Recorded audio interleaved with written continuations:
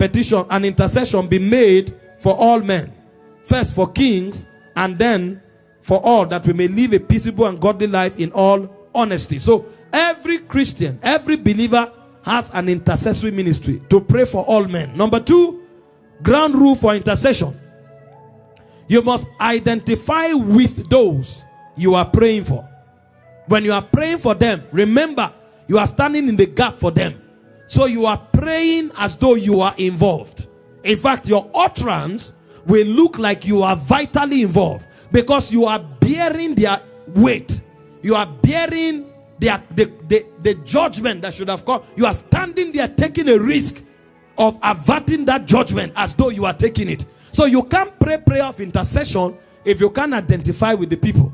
That's why I told you, it's not just standing in a gap for people. Sometimes God will put a burden on you, and you have to also be motivated by love to be able to so do. So intercessory prayers require that you identify with the people. Daniel chapter 9, if you read verse 5, Daniel was praying for the iniquity of Israel. He was standing in the gap for Israel.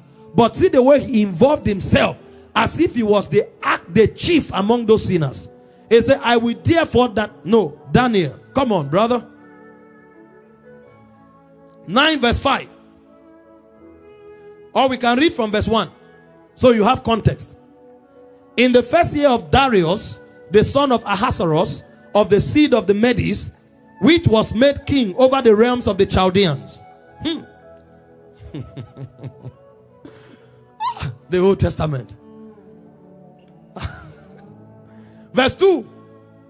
In the first year of his reign, I, Daniel, understood by books the number of years whereof the word of the Lord came to Jeremiah the prophet, that he would accomplish 70 years in the desolation of Jerusalem. Verse 3.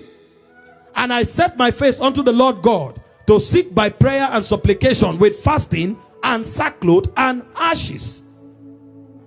And I prayed unto the Lord my God, and I made my confession and said, O Lord, the great God and dreadful God, keeping the covenant and mercy to them that love him, and to them that keep his commandments.